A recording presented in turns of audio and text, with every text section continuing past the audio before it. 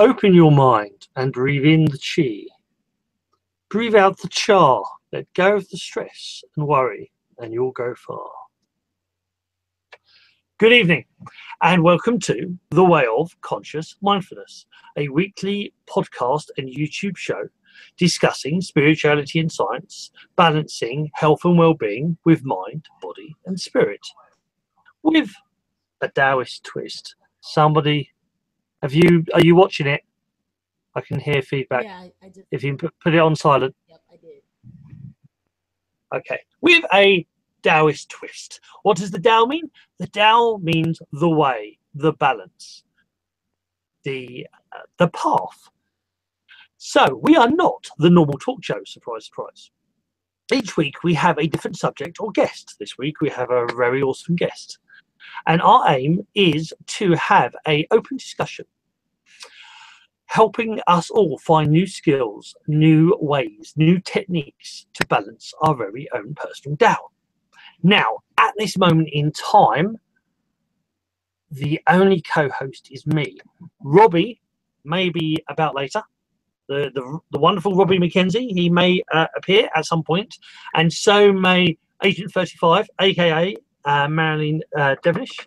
But at the moment, it's just me and the wonderful guest. So, today's show, it is The Way of Dr. SHINSHUR. Now, she has almost as many talents as I have. And the time I've read out the list, half the show will already be gone. So I'm going to do it this way. I'm going to do it a different way. Well, I'm going to do it a sort of the same way, but slightly different. What do I mean? So, good evening, SHINSHUR. Firstly, how are you doing? I'm doing wonderful, and I'm excited and delighted to be here, ready to share my Tao, the way of balance. I love you already. Yep. So, and funny enough, that is the first question. So, the ultimate question, the SifuBoggie question. This show is The Way of Dr. SHINSHUR. So, Dr. SHINSHUR, what is your way? What is your Tao? My Tao, in its simplest, most magnificent, and grandiose form, is unconditional love. That is my Tao. It is the cornerstone of all of life, entire creation of the universe, and I am an emanation of that in human form. So I live my life from that space of being and consciousness, and I work and do my work to help others also live in that way of balance, to walk the line of the yin and yang and not be in the extremes, and to understand that the path of the one starts with you. The only way to get there is to truly accept and allow it to come, and that's what my way is. I have several exemplary leadership programs that I implement as a part of the foundation, and all of the work that I do is about spreading unconditional love and emanating that and teaching others how to do it as well in everything that they do, from work to spirituality to family, whatever it is you're doing. You can be and emanate unconditional love in everything that you do. Indeed you can, and that is very well said and very awesome. I must be sort of distracted in the essence of I was desperately looking for my Tai Chi hammer, because you mentioned the Tai Chi, the yin and the yang, and I mean it is it's slightly off out of the screen, but just okay, because I've got mirror image on the moment, so I have to remember which way I'm pointing now. So yeah, just above my head is the Tai Chi symbol, and Tai Chi, when yin and yang is balanced, it becomes Tai Chi, and Tai Chi means supreme ultimate balance. And I normally one of the other co-hosts, Q, aka Ethan Collins, has made this great hammer, and I was looking desperately to I knew I forgot something, And I was going to. I always show my hammer, and it's just got a Tai Chi symbol on it. That's all. That's all it is. But no, it's very cool. So, to a little bit more depth. So, what are your different skills? How do you, balance these all together? How do you balance your personal way? Well, through education. Education is the pinnacle of all professions, of all skills, of everything that is a skill set or a profession in our world. It starts with education. So without education, you cannot teach or be any profession. You can't be a lawyer, you can't be a doctor, you can't be an engineer, you can't be a teacher, you can't do anything without education. And that coincides with language and communication, because without those things, it makes it hard for us to even dialogue with each other, to have a discourse with each other like we're having right now. um, so these are fundamental things of life, next to eating and and living, right? The very next thing after living, breathing, and eating is education, because education enables everything else. So my Tao way is infusing education and through unconditional love into every fabric of the creative world, which is whether it's on a spiritual level. And so I have a number of programs to get specifically answer specifically your question. I have a number of programs that I have created. One is through my artistry. Um, I have a new book that I just released this year called Expressions of Unconditional Love. I have a copy here. It also comes with a music CD, which is a download. And we give this book away free to those who sign up for the Rhythmo experience. It's a personal transformation leadership program for those that want to find their way, right? Because we all have it expressed in through us in many different ways. And so therefore, in order for you to understand your way, you have to tap into it. So this book, along with the music, helps you get into that flow of understanding your creative power and potential. And it's all about aligning the mind, the head, with the heart. um, and we call it the educational program that we have is called Rhythmo Experience.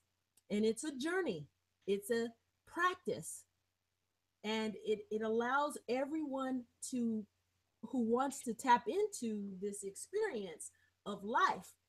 We do it through what we call the initiation challenge.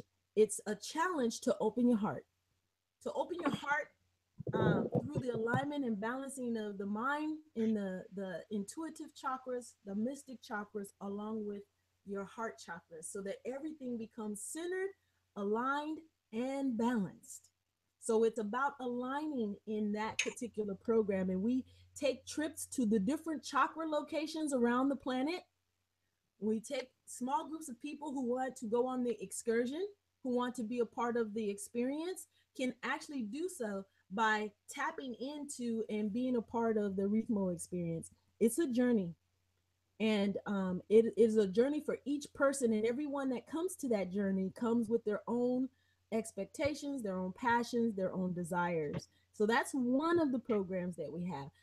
I don't want to, because I know you might have questions. I don't want to start talking about all of the other programs until we at least talk about this one, because this one really taps into the way, the Tao, the who it is, how I'm emanating that, how I'm bringing it forth for others, but also it allows them to get involved and be a part of this experience and tap into their own way. And we do it, I do it through the teaching of the principles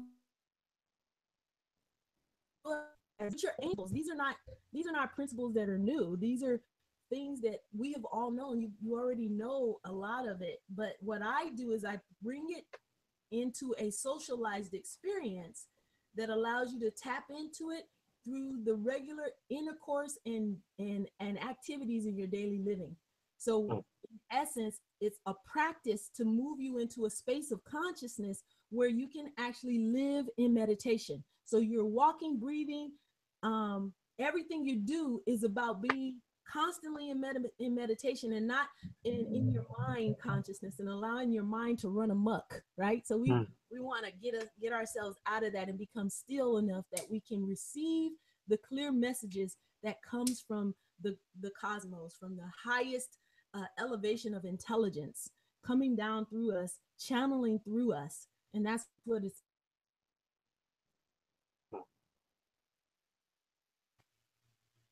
yeah, definitely.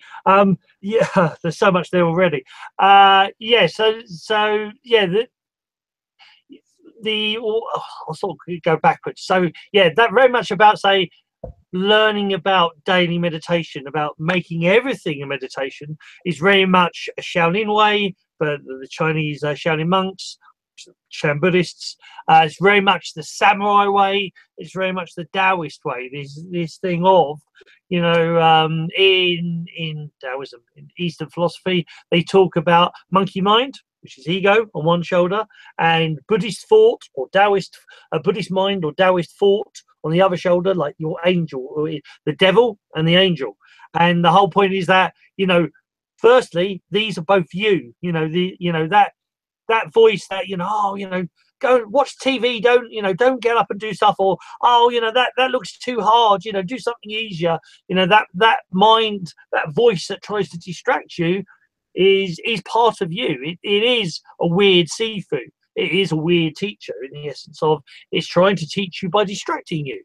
And the aim of that one, the aim of monkey mind, the ego, is that you do the opposite. So it's very, very cool that you're doing, this whole thing about mindful meditation, about daily meditation, turning everything you do into a practice.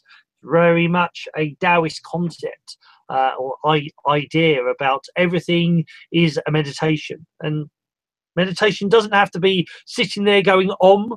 Is meditation is all about whatever you do, whatever you enjoy. If you read a book and you feel time disappear, that is a meditation. If you find that through sewing, that's a meditation. If you find that through cycling, that's a meditation. So that's very, very cool. Now, the other thing that really interested me was the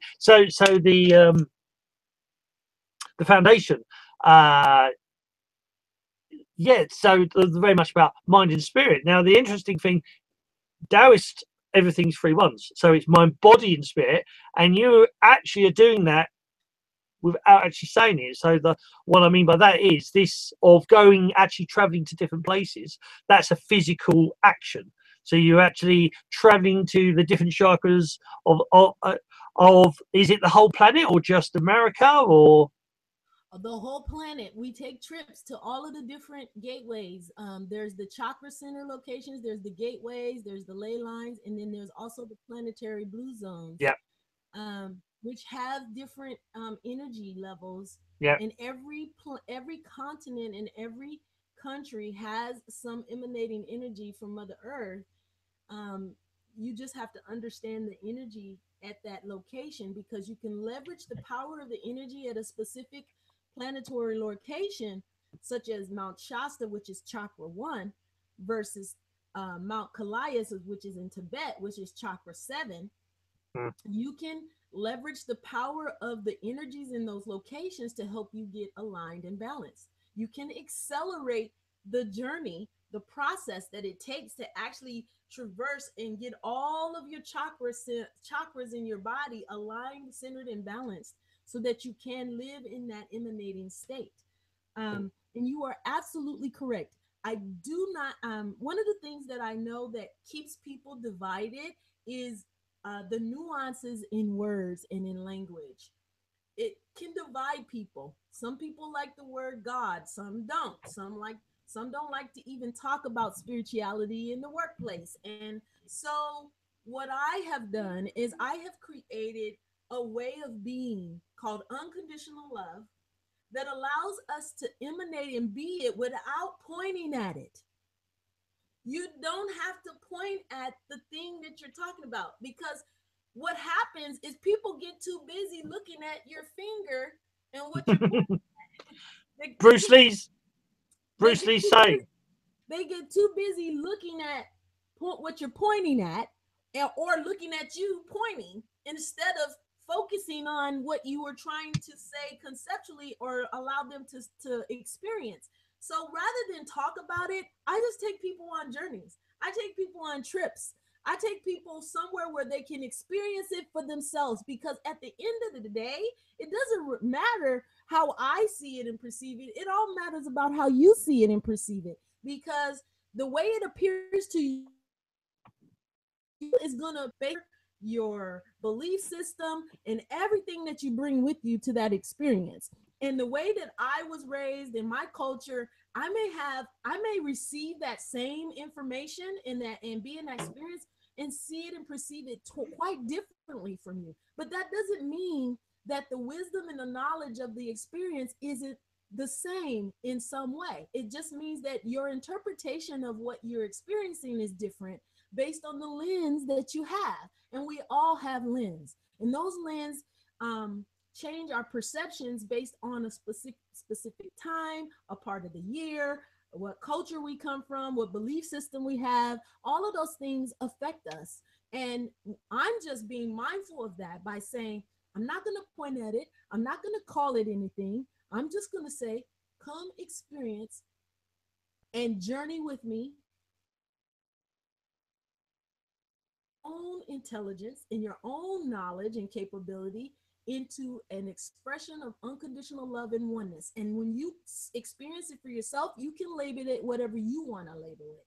It doesn't have to be labeled by me. It doesn't have to, and I don't have to accept the label that you give it. It just means that we understand one another from the same space of consciousness and oneness.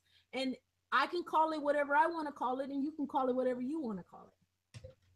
Indeed, because names don't matter. You know, that's the whole part of the separation, is where, you know, our different faiths or beliefs are all intrinsically all the same thing, and it's all about oneness. It's all about this connection with something bigger than us, something bigger than possibly even bigger than the universe. And that's the point, you know. Yeah, it's all about, you know, and there are 10,000 names, there are 10 billion names you can call it, and 10 billion different things it can be called, but what it's called doesn't matter. It's the feeling it that matters. You pretty much said it. It's Bruce Lee. Bruce Lee once said, it is like a finger pointing towards the heavens and the moon, but do not look at the finger or you'll miss all that heavenly glory. It's don't get trapped by the words. Words are just words. You know, words are powerful. Don't get me wrong. Words are powerful. They are a form of magic. But at the same time, it's the feeling behind the words, as very much in the traditional Daoist stuff, and even in Reiki. If people know of Reiki energy in the East, the symbols in the West, we're very hooked on these symbols, and you know, there's symbols everywhere. There's different symbols for the chakras. There's the Tai Chi symbols, and symbols are cool, but the symbol is no more than a bell. And when you strike the bell, it makes a noise. It rings, and it's that noise, that tone, that actually puts you in line with that energy. So the symbol is nothing but a bell. So the whole idea, or a mantra, or an idea, a concept, is nothing more than a bell. And it's striking the bell that actually the magic happens, if that makes sense. Yes. Back on the screen. Oh, good evening, Marilyn. There's Marilyn there as well, Agent 35. She's in the house. So good evening, Marilyn. Marilyn, Dr. Shinshuri, Marilyn. Hello, lovely to meet you. Nice to meet you too. How are you? I'm fabulous, thank you. How's it going? I'm wonderful. Wonderful, exciting right now. Good. Well, I look forward to hearing what you've been discussing, but for now, continue, and I will pick up some threads as I go along. All right. Cool. Right, so I just want to stick a little bit more with so the foundation. So you go to different places over the planet, and the whole idea is to feel those energies, to tune into those energies. Is that correct? Yes.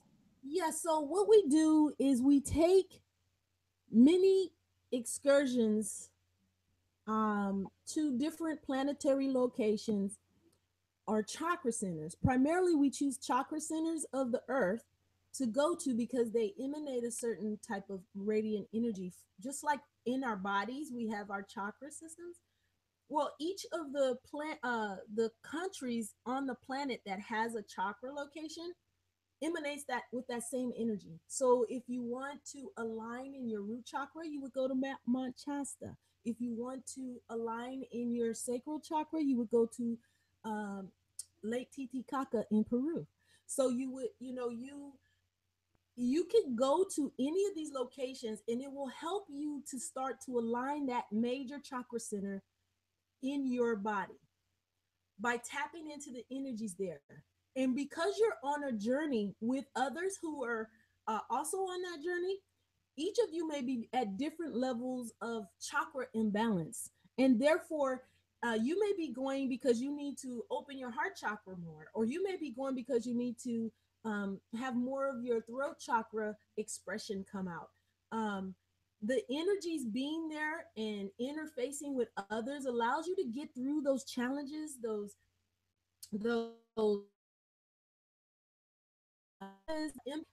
being in an experience with others who are also traversing the journey, and then being at a specific location where those things can come up in you and you can release them.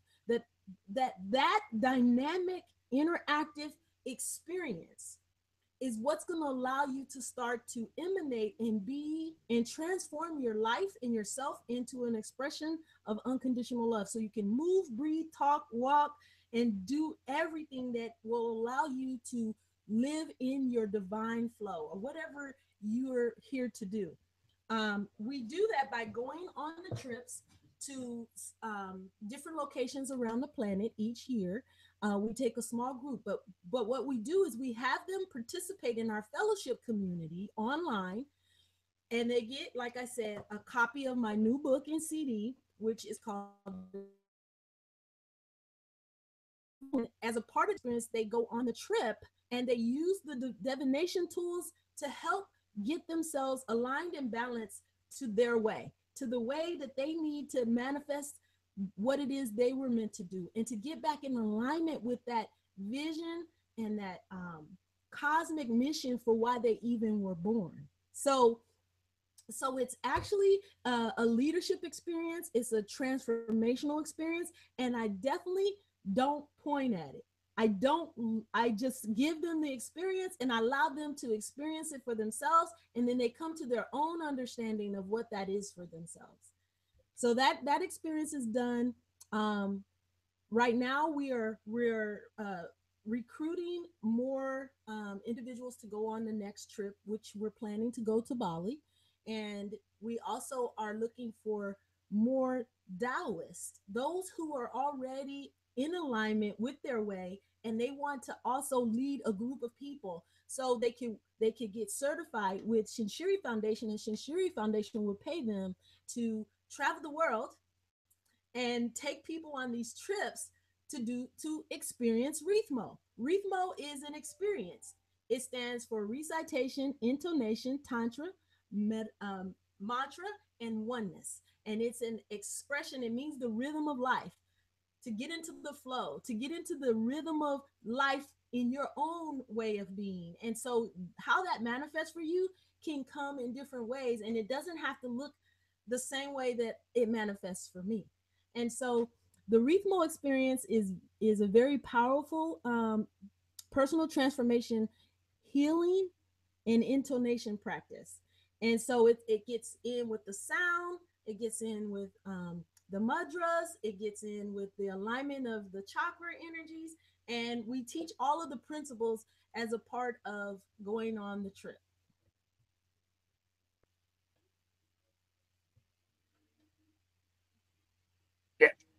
And yeah, I'm back. So, oh yeah, that sounds really cool. Especially the bit you're looking for Daoists. So, Agent 35's already seen the twinkle in my eye. So yeah, so Marilyn, have you got any questions so far? Now, quick question. Apologies if I have missed it, but you've mentioned now 3 of the countries that are aligned with the chakras, and I'm laughing because I'm wearing my chakra necklace today. But synchronicity. I know. Have you already said which of the countries align to which of the chakras, or have I come in at a part where you've already talked about that? But if not, could you just maybe go through all of the chakras and say which country is aligned with them? Oh yes, I can. Give me a second. Let me pull up. There are 7 countries, and there's not just the chakra locations that we go to. We also do the planetary gateways and the blue zones as well. So there are different certain countries that emanate a certain type of energy that is not exactly a chakra energy. It's the other areas of, kind of like in our human body, we have 7 major chakras, and then we have these little small ones like around our ears and around above our head and other areas of our bodies. So let me pull it up and tell you the exact. I know them, but I want to make sure that I don't confuse. I know all of the countries, but I want to make sure I'm not saying this country is this chakra when it's actually another chakra. So let me pull it up.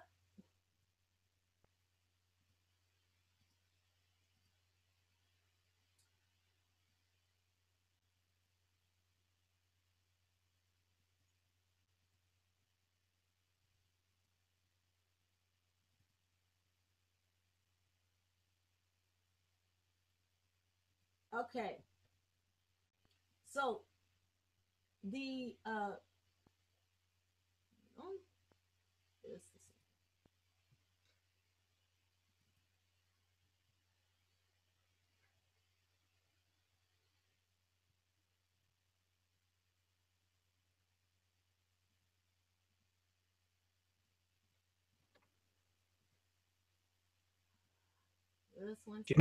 Do you need us to go back to this, or? No, I'm pulling up my map of the Earth. Hold on. I mean, because I think you mentioned the 7th chakra is Tibet. Yeah, it's in Mount Kailash. Yeah, and that's where in Tibet there's a funny. It's a shame in a way that Robbie's not here, Robbie McKenzie, because Tibet is notoriously known for the macabre, the Merkaba. There is a strong connection with the macabre in Tibet, and they have. I'm guessing. I'm trying to remember the exact. I think it's something like they have 2,000 documented cases of people ascending, what they call it in Tibet. They call it the rainbow body, activating the rainbow body, and they actually ascend. I mean, if you a Stargate fan, the ascension where they turn into light, or just literally, you know, somebody raising their vibration to the next level, and there are. I am guessing, but I know it's over 2,000 documented cases where monks have basically turned themselves into light. Their bodies have either totally disappeared, dissolved, or their bodies have actually shrunk almost like a voodoo doll all the way down to a tiny figure. But like just before this, these people had the ability to mush, and I've seen this in Tibet. There's actually great big rocks where somebody has pushed their hand or their foot through the rock and left a big print, you know, just like if it was like silly putty or clay. And I mean, for me, in Tibet, the energy was very strong, was powerful, but it's Wudang. Wudang is always, which is China, which is the most common Daoist mountain in China. Wudang is like, if you've never had drugs, going to Wudang Mountain, you think you're on them, because weird things happen in Tibet. Weird things happen to Tibet. Weird things also happen in China. I think I had slightly. I went to Tibet 4 times. Been to China a lot more than that. And I think every time I went to the Wudang Mountain, something weird happened. I think 3 times that I went to Tibet, and that mountain especially, something weird happened. I mean, not just strange lights in the sky, but seeing very close enlightened people, very close to the rainbow body. I never actually saw anybody at the time in Tibet. But in China, in Wudang, definitely saw people that did not look normal. Let's put it like that. Very interesting things happen. Very almost virtual reality matrixy things have happened to me, especially in Wudang Mountain. It's something that originally didn't talk about much. That, like, in China, I think it's over 100 pyramids in China.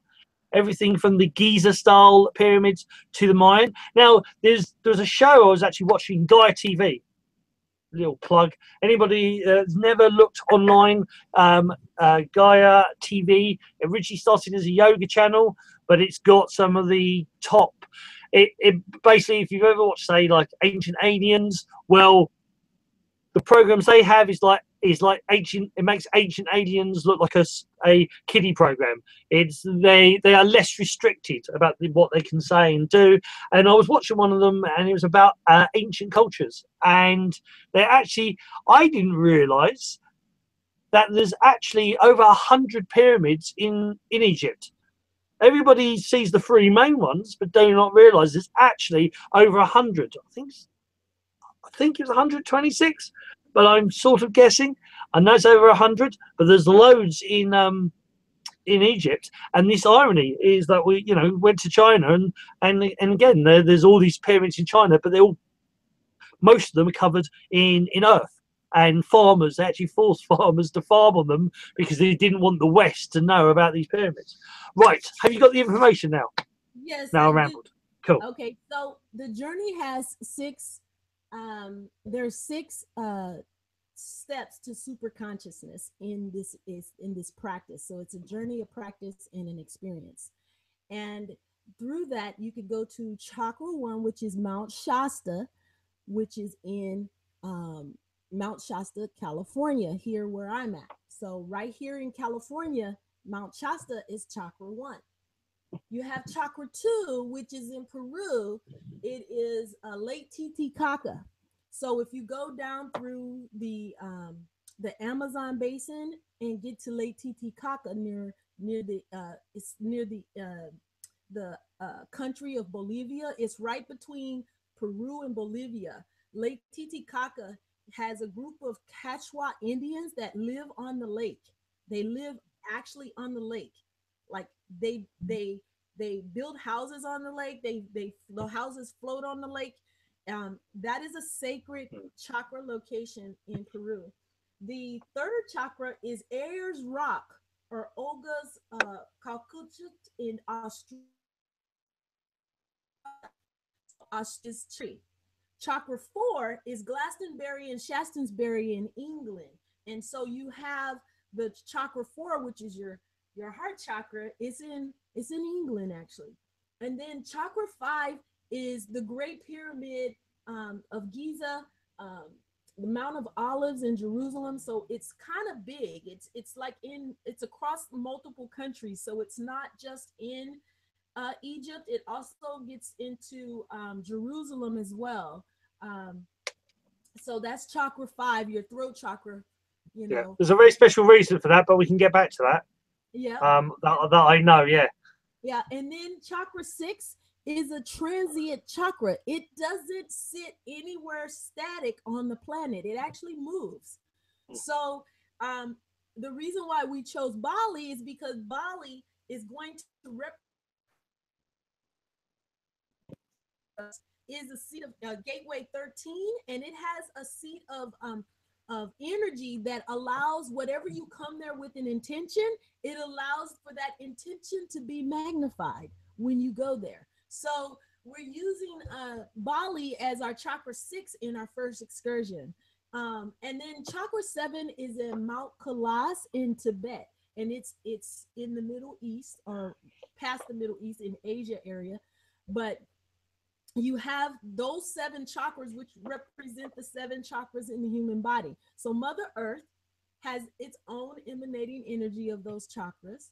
And at the same time, we can align ourselves by going to a major chakra center. We can and then what we're going to be doing is not just doing the major chakra centers.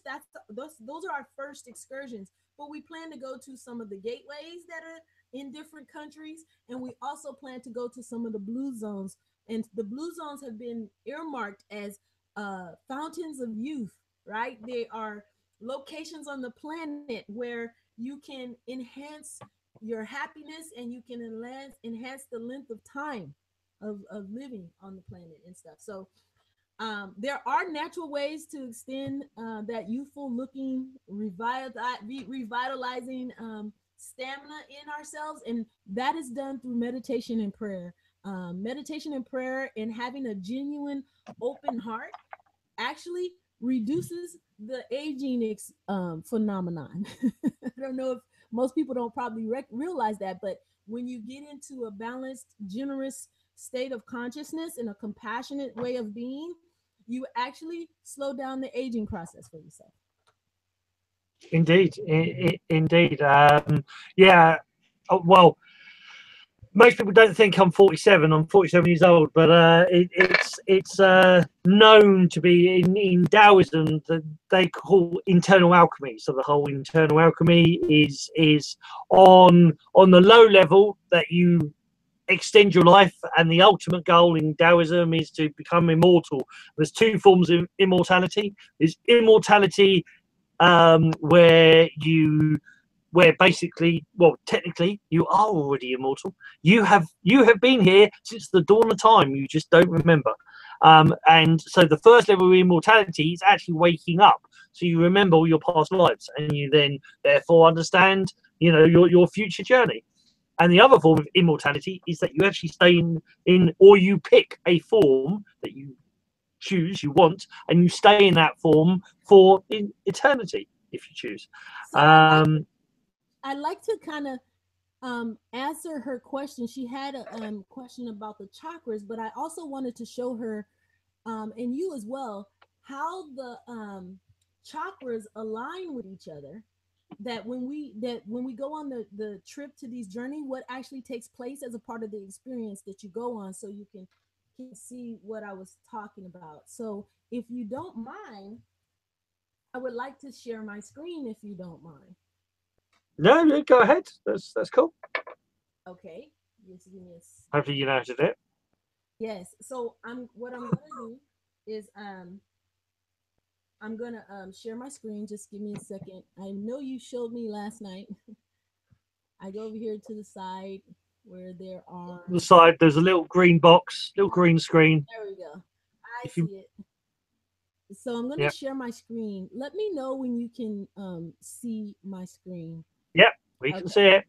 So expressions of unconditional love, which are it's a 6-day journey. So when we go on these trips, we take it for at least 7 days, so that the 7th day you can rest. But day 1 is recognize, and with day 2 being surrender, day 3 being accept, day 4 being listen, day 5 being transform, and day 6 being experience. So everything is about aligning each of those chakras. And as you can see, the Rhythmo experience, which the logo in the center represents a woman doing the Rhythmo. She's balancing, she's aligning, she's integrating all aspects of her consciousness into one experience. And so that experience emerges for you. It's not an experience that is the same for me as it is for you. We may be going through we may be on the same trip. We may even be going and participating in some of the same activities, but how I be based on where you are in consciousness. where you are in consciousness is indicative of how balanced you are. If you have any of your chakra energies out of balance, you're going to know it by being on that experience, because it's going to come up for you based on the discourse, the interaction, the social aspect of being on the trip with others who may be in a different state of consciousness from you. And therefore, you may have to understand how to align that for yourselves. And being in that planetary location will help facilitate and accelerate your intentions that you set when you're on the journey. So these 6 steps are part of the Rhythmo experience, but it comes from the principles that I teach in the book, which aligns to those ancient principles of the Daoist way. But we're doing it in a way without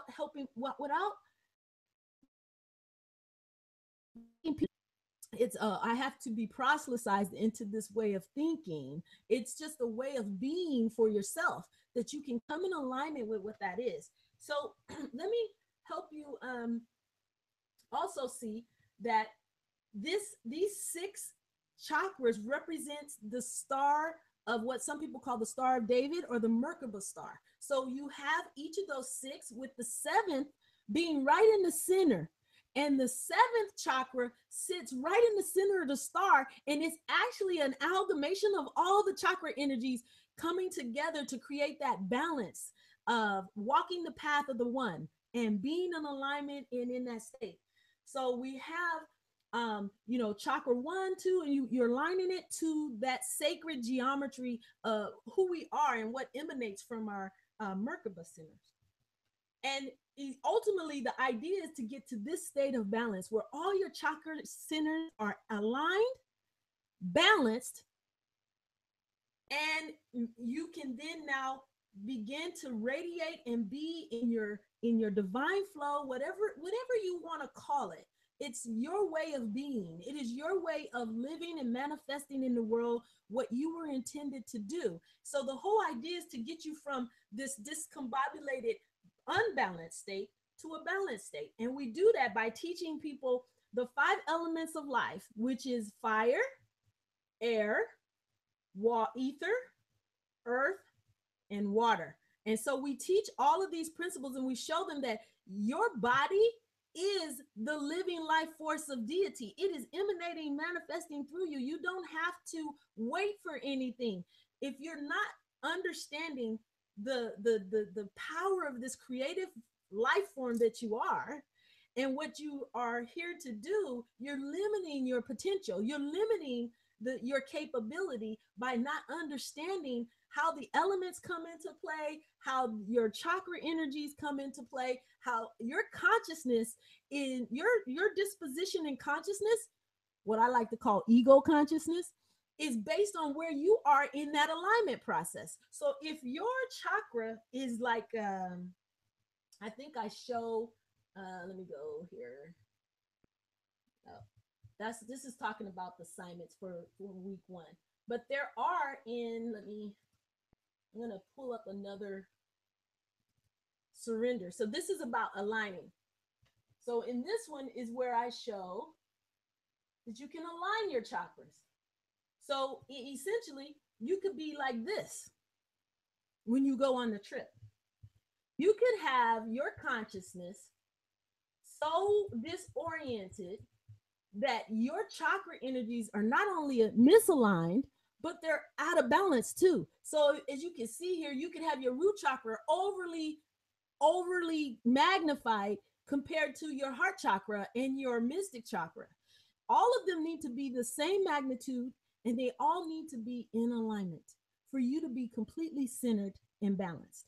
So it's not just about aligning your chakras, it's also about balancing the magnitude of it so that the divine energy, the wisdom of the cosmos can flow through you, because you are really a spiritual being having a human experience. And all of those experiences that we have affect our consciousness. So if you're in a tumultuous relationship and you allow what is happening in your purview, in your experience, to affect where you are in consciousness, you will get out of alignment like this. So the whole idea is for you to stay aligned and balanced at all times. And that's really what the Rhythmo experience is about. It's about helping you align so you can be in that divine flow and you can get reactivated to live your true life's purpose and what you were meant to do here on this planet. Are there any other questions? Well. Yeah, firstly, as if by magic, as you're saying, Merkaba, guess who appears? Good evening, Robbie. How are you doing, brother? Good evening. Fantastic. Lovely to be here. Lovely to be here once again. I was hearing the dulcet tones of SHINSHUR there. Hey, how you doing, Robbie? Good. It's been a long time, SHINSHUR. I know. Yeah, our interview has been, a lot of people have seen our interview. About 15,000 people have seen our interview that you did like nearly 7 years ago, you know. Yeah. When the Clarion Call first came out. And I appreciate that. Thank you for that. You're welcome. Thank you for coming on the show. And I love your idea of Rhythmo, bringing this together in your way with your Merkaba and everything opening up. I like the way that you're illustrating the way of being out of balance with all the chakras as well. I like different ways of looking at how to understand balance and being in the center place of with each different chakra in alignment. You know, I like that. I think it's important for us to look at it in different ways so that we can understand it, so that we can get into that alignment. You know. So exciting stuff that you're doing. I love the fact as well that obviously I've been to Tibet, like I said, about four times to Tibet.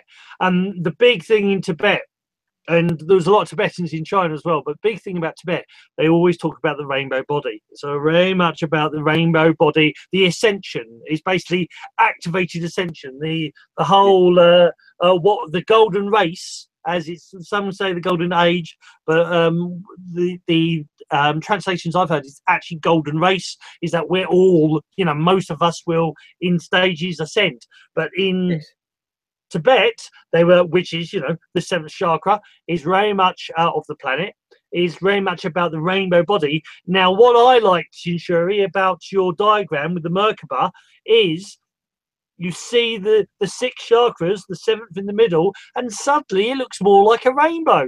You see the colours of a rainbow. It's rather than, you know, this behind me, which is, you know, very static. But when they talk about the rainbow body, they're talking about the activation of all the chakras and the alignment, which everybody who watches the show knows I'm a Star Wars nut. Jedi means the pillar of light. So when you align all those chakras, you activate your pillar of light. You connect with the universe, both up and below. So you connect with the earth and you connect with the heavens. And that's the whole Jedi, meaning the follower or keeper of the pillar of light. I'm not going to do any spoilers for you, Boggie, but you know, you will enjoy it. You will enjoy it. What you've been talking about is very relevant to it as well. I knew it. And that, you know, that was there was a wee paragraph about that in my first book, The Clarion Call. They were talking about the Star Wars series having been channeled so that the mass of people, even though they're coming to it with an action place and there's lots of fighting and, you know, big boys' toys with your lightsabers and everything, you know, it is really deep spiritual principles and getting it into the collective consciousness for the last 30 years. Yeah. And now it's all happening in perfect timing with this accelerated ascension of the consciousness of what are we actually capable of, you know? Sorry. No, you go first, mate. You were talking. I was going to say, what parts of what was mentioned in the Clarion Call of our abilities when we open our Merkaba, because it's not just, it's very important for us to come into balance and get the fundamentals right about our humanity, our balance, our living, our, you know, our what we do for a living, our passions, our relationships, and all of these different fundamentals. But it also goes into the Siddhi powers, you know. It goes into the expanded healing powers and the different ways that we can traverse the dimensions and all of the Jedi powers that everybody thinks are really funky and that you want, and it's opening that up as well as a great thought point at in the movie. I'm not going to make any spoilers, but it was really exciting, Yeah. I already know. I technically already know the story anyway. But there's this interesting thing with I have had a few CIA friends in the past and FBI, but especially the CIA friends, because my two teachers were originally trainers of CIA as such from World War II before it officially became CIA. But anyway, digress slightly. But the whole point is they actually talk, and I have mentioned this probably about 500 times before. They actually talk that Star Wars is a history program, Stargate is a documentary, Star Trek is a documentary. I won't go too much in that, but what they mean by the history program of Star Wars is that the universe is already aligned with the Force. That most civilized beings, most enlightened beings out there are already awake, are already aligned. They're on levels of alignment, but their force is flowing through them, and this Earth, like other planets, are battling with the dark side and the light side. I'll go by your face. This movie is basically talking about the grey code, which is the balance of the dark and the light, and it becomes Taoism. Yeah. Yes. I know. When it comes into the center point, and that's the Merkaba as well. It's the balancing of the yin and the yang. It's the ether with the physical. It's the non-physical with the physical. So it's bringing heaven to earth. No matter how you quantify it, it's us coming into that center place, ready for the greater point of disclosure. Because like you're saying, the CIA and these different things, that people know this already in certain places, but the wider consciousness that is accepting it is on, and now without ridicule of what has happened a lot, it's been slowly drip fed into our conscious of the collective consciousness that we are ready to be galactic citizens. We are ready to be cosmic. We're already cosmic beings. We're already divine. But it's about having the experience of that wider connection, and it being a real thing and not just being a science fiction. Do you know what I mean? It's science fiction becoming science fact. I'm glad you said that, Robbie, because the whole purpose of this journey is for us to come back into that oneness so that we can elevate as a planet, living. Like, we're not at the state of consciousness where we need to be to elevate and move through the universe at the pace that other civilizations and species are. We are still battling, many of us here, and I'm not saying all of us, about 97% of us are out of alignment, and because of that, we will not be allowed to ascend as a collective species to that next level of conscious awareness where we can understand and know more things beyond where we are right now. And I like to explain this to people when they ask me. I always give this example. We are in preschool. We haven't even made it to kindergarten yet. So where the human race is right now is at a very infinite stage of development. And when you talk about it from that perspective, it puts it in context for people. We're here, we don't let children in our own civilization, in our own world, we don't let children move from kindergarten to first grade until they've completed it successfully. Exactly. And you certainly wouldn't give them the keys to the car. Yes. What makes you think that the higher intelligent powers of consciousness is going to allow us to elevate in a cosmic way without first graduating from the lower levels where we are? We cannot move up until we collectively as a species, which is why it's so important for us to understand this collectively, not individually as you and I have, but that more of us, when critical mass on this planet reaches the level of consciousness that we're talking about right now, then we can have that elevation. But we have to reach critical mass. And until that happens, we have lots of work to do. And we are at war. I mean, we're fighting with ourselves, but we're fighting with ourselves, though. So we think we're like, oh, what does this mean, Dr. SHINSHUR? We're going to go to war? No. You're fighting internally with yourself. We just wanted you to understand how to free yourself from that turmoil. But there is acceleration that's happening now at an expanded rate that has never been seen before within what the Galactic Council talk about, this batch of our evolution. Yes. So at this point of our growth, it's never been seen before by us. And it's only just now happened since 2012, since the opening really, or the tipping of the scales slightly to the positive. That it doesn't seem like it's a lot, but it only takes a small touch on a rudder to completely change the ship's direction. Exactly. You know, and that's what's happened, and it's accelerating now, because everything is clear now as far as there is nowhere to hide anymore, because the internet has been introduced and because everybody is now adept at looking at things, and the misinformation and disinformation and everybody being taken in different directions, and you know, the television being there as something to take you out of the way. I'm not saying these are good things, but these are necessary things for a lot of people that are not ready for the shock of understanding their full power yet. And the ones that are being disconnected slowly but surely, and are waking up on the outside, on the periphery. And that is gaining momentum. That's gaining mass on the outside. And there's a greater confidence that's happening with that. The more and more light that is opening. And the ones that are here, that have been here for a long time, that have been doing this work for a long time, that have been lifting this light within them, that have been opening their Merkabas, consciously making their own, like you've made your own understanding of how to open the Merkaba, and each different master that is coming in will have their own way of expanding consciousness, each different way, because that's your passion, and that's wonderful. And Marilyn, you've got your passion of the way that you're doing things. It's wonderful. Wonderful to hear you.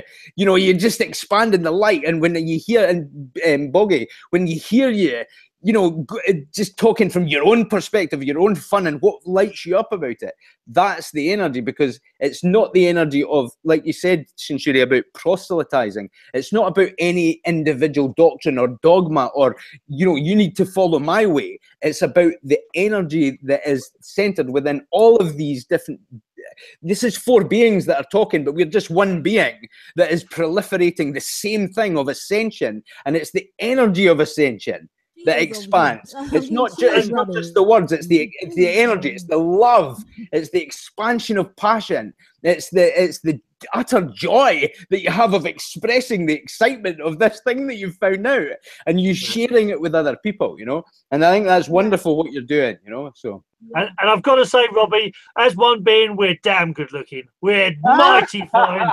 We are mighty fine beings. All as one. So, well, I always love your modesty, Boggie. I'm talking about all of us.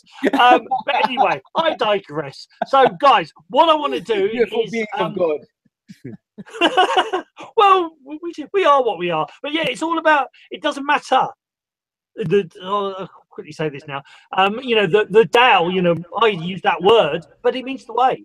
And you know, you got Marilyn's way, you got Robbie's way, you got SHINSHUR's way, you got Boggie's way. They're all right. They're all right, because as long as they're, you know, if they light you up, if you know, like, and we all light up like Christmas trees, or all 4 of us, you know, when we talk about our ways. So, and that's the point, you know. And if you can help others find their way, find that, and like SHINSHUR says, it's all.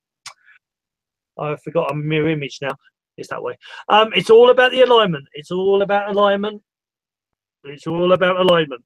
Enlightenment. And not just alignment, but you have to make sure you say balance, because it can be distorted by the imbalance, even though they're aligned. So you can have an alignment going on, but they be imbalanced, meaning that one or more of your chakras is overpowering others. and you need all of them to be at the same magnitude also. So you should not have more sexual energy than you have love energy. You should now have more mind consciousness than you have root consciousness, right? It should all be aligned and balanced. And that's what I am showing people through this rhythm experience, is how to get in alignment and balance within yourself. That you have to look at yourself to do it, and don't look at what others are doing, because they're getting what they need based on where they are in consciousness, because they had different life experiences, different backgrounds, different cultural upbringings that come into the play as to who they are and where they are in consciousness at this moment. And it can change from second to second, minute to minute, hour to hour. But the whole idea is to constantly make sure you're managing yourself so you are balanced and you are aligned. So that's ultimately what we're teaching and what we're giving as a part of the Rhythmo experience. Awesome. Okay, right. We'll close up this section. So for you podcasters, this is the end of part one. It's been a bit of a roller coaster ride. It's been pretty darn awesome. So I hope you enjoy it. So if you're listening to part one, why not go and find yourself another hour and come and listen to part two, because I'm sure it's going to go on for at least an hour. So take care. I would like to say just a quick, for the part oners, it's goodbye from SHINSHUR. It's goodbye from Marilyn, Agent 35. Goodbye, and it's goodbye for Boggie. So take care. Bye for now. Love, Chi, and Shen from the Way of Conscious Mindfulness.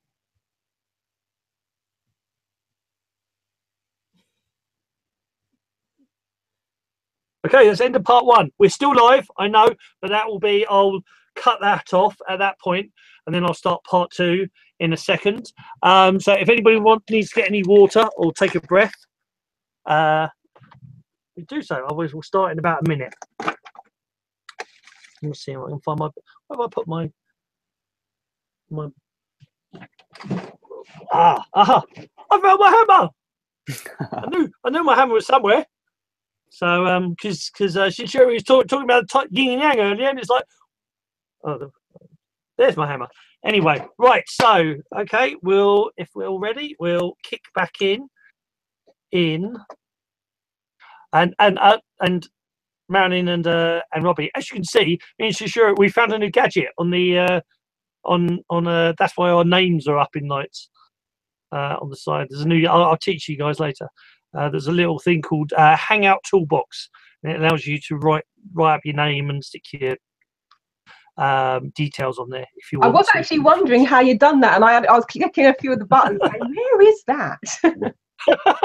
Yeah, if on the left hand side, if you go down to, if it's not already there, if you go down to add apps and click on add app, and it's a blue box with a camera inside, and there's like a speech bubble, and it says Hangout Toolbox.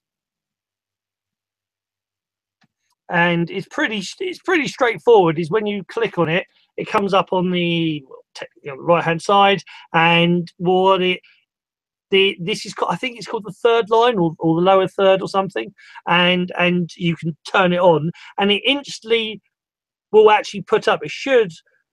There's a little bit of a techie difficulty if I press it too many times and play about with it, my picture disappears for some reason. But you can either change the name, or you can add a website or whatever.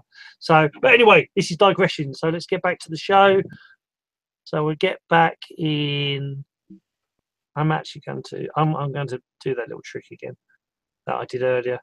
If it lets me, my picture will probably disappear, but right. So we'll go from here. So ready in 5, 3, 2, 1.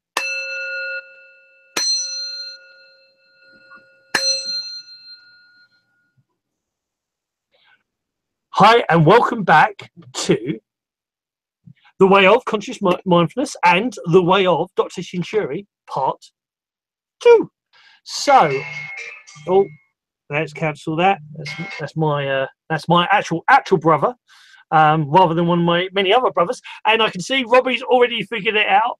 Robbie's already got the poor man in his. Is the Very other one simple, not? Marlon. The blue box on the left-hand side, very simple. Yeah, it's super. No, I have found the box, but it says upload overlay, and then it doesn't pick up the picture. So yeah, the lower third. It's the lower third. If you go to where it says lower third just and you click on that, and the tagline in and click it on, and it'll come up for you. Oh yeah, so, there we go. Yeah. Yeah, but what happens if you muck about with it like I did, put that picture on, then your picture disappears. So but I know a way around it. But anyway, this is digressing. So hello and welcome back to part 2. If you've come straight to part 2, what you doing, you fool? Go back to part 1 and listen to that first, because it really was very, very interesting. We have talked about the Shijuri. We have talked about her foundation. That as well. We have talked about her foundation, where she takes you to different chakras of the planetary system, as well as other gateways. It was very, very cool. There is something I actually want to say about that as well, about the throat chakra, but we'll say that in a minute. So firstly, I'd like to welcome back Marilyn Devonish, Agent 35. I would like to welcome back, actually we haven't done that tonight, I'd like to welcome back Robido. Hey! Nice to be here. Robido! Hey! Indeed. Konnichiwa. And then the one. I've not got the ponytail anymore. Well, yeah, I haven't had a ponytail for 10 years. And then I'd like to welcome back SHINSHUR. I am bubbly. I love this. I love this topic. I want to find out how I can be one of your Daoist guides. But anyway, yes, enough of that for absolutely. the moment. Yeah. Robbie knew what he's doing. Robbie knew what he's. Because I was gonna ask you guys if you would be interested. We can put you through the curricula to learn it, so you can lead your own group of people. The answer is heck yes. So anyway, digression. So let's get back to the show just for a change. So she's been quite quiet for a while. So Agent 35. Could you come in, Agent 35? Marilyn, have you got any questions? Is there anything from part 1 or anything else that you would like to ask? Yeah, so one of the questions, it sounds amazing to be able to travel the world and go to those incredible places. However, for people maybe who are listening, who at the moment are not in a position to do all 7 of those, let's say, and it may take them a bit of time to travel the world, is there anything you can share in terms of, you know, exercises, practical things, little meditations that people can do in order to start, you know, getting that sense of balance and getting that sense of alignment? Yeah, so we've spent the time really from an educational standpoint, which we talked about early on, Boggie and I, about the Daoist way that we put forth through SHINSHUR Foundation is educational based, because it's the seed of consciousness for anything beyond just living and eating and breathing. If you want to do anything in this world, you have to get some education on what it is you want to do. So to answer your question very specifically, in addition to the trips, the journeys that we take, we have an online community of practice called the Fellowship Community. And it's a community kind of like Facebook, but it's designed for those who are looking to awaken to this consciousness, to align themselves, to practice with each other, to share experiences with each other, to get online digital content, courses, e-courses that they can complete individually. So if you can't attend the if you can't go on a specific trip, you can actually participate by watching some of the videos from the excursions we take, because we video record all of the trips, so that you get to see, kind of like in reality TV, you get to see how those who are taking the journey are actually going through that experience. You get to see the ups, the downs, the insights, the inspirations, the upsets, the setbacks. You get to It's like almost like we're immersed. We give you an opportunity to be immersed without actually being boots on ground. So you get to watch and participate that way. If you can't afford, if you're disabled and you can't really go on the trip, that we don't want you to be not able to be able to leverage and use this information, this education in a way that help lifts you up and elevates you, because we know that when you get completely aligned, the power within yourself to heal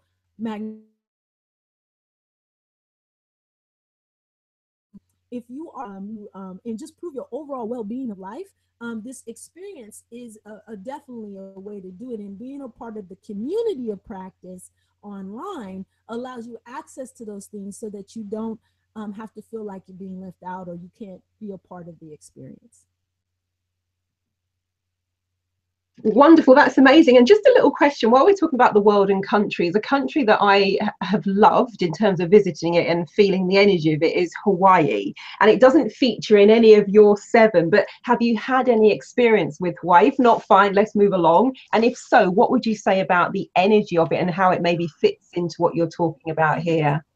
Hawaii is one of the planetary gateways. So again, it's not a major chakra location. Remember, I said there were 7 chakra locations on the planet. Just the planet Earth is like a living organism, like chakra specific centers. Our many chakras or gateways, what we like to call them, just like we have in our ear, we have multiple chakras going on in our ear. The winds and ley lines and things like that within our own meridian system. The Earth has little mini gateways as well, or power centers as well, that may not be major centers. And Hawaii is one of those gateways that when you go there, it radiates and magnifies a certain type of energy that's similar to the chakra, but it has its own elements, its own flavor. And you go there for the healing aspects of it, just like you would if you went to Bali, which is not a major chakra center as well, but it actually magnifies your intention of what you do because of the nature of the energy there. So every country on the planet has some radiating energy. The question is, what is your intention? Why are you going there? And how are you going to leverage the power of the energy when you're there? So it's really you setting the intention for yourself and then going to that place with that intention in order to accelerate it, to magnify it, to grow it, or to balance, align, or heal. And you have to set those personal intentions for yourself. I think that's really pertinent as well about before making the trip or making trips or knowing where you're going and what you're doing when you're going, because it can be really overwhelming when you get there and then suddenly there's that massive whoosh of energy, and being prepared is very important, you know, because things are happening at such an accelerated rate that you having a little bit of preparation. You can throw the game plan out the window once you get there, but if you've got that intention to start with, you will know where you're going and you'll be led more easily by your spirit and not be overwhelmed, you know, like without not knowing, having a clue what you're doing, kind of thing. So I think that's really, really relevant wherever you go, wherever you're led by your spirit to go, because I think the light workers, then there's all these different things that are being put into place to take light workers where they need to be. I never thought I would be in Spain. I never thought I'd be in Hungary. I never thought I'd be in Malta. I never thought I'd be, do you know what I mean? We've been shifting all about the place for the last 2 years, and I didn't know that we were going to be there, and we've anchored so much light in different places, but it was really just going by spirit, do you know what I mean? And having a game plan is a really, really good idea. Yeah. So yeah. Yeah, very much. It's what the name Boggie, you know, means. It's the balance between the chaos and the calmness. Is that the calmness is the order, or the Zen, in Japanese is the focus. So you know you have your set your intention. So in Chinese, Yi's intention. You set the intention, but then of course you know. The world is chaotic. The world is, you know, you set your course and then but you allow for choppy seas. You allow for the chaos to come in. You know, you have your calmness, you have your... And that's the other part of the Boggie name is Boogie. So I like this. I like the two parts of your personality now. So it's Boggie and Boogie. I'm enjoying that. I'm enjoying that.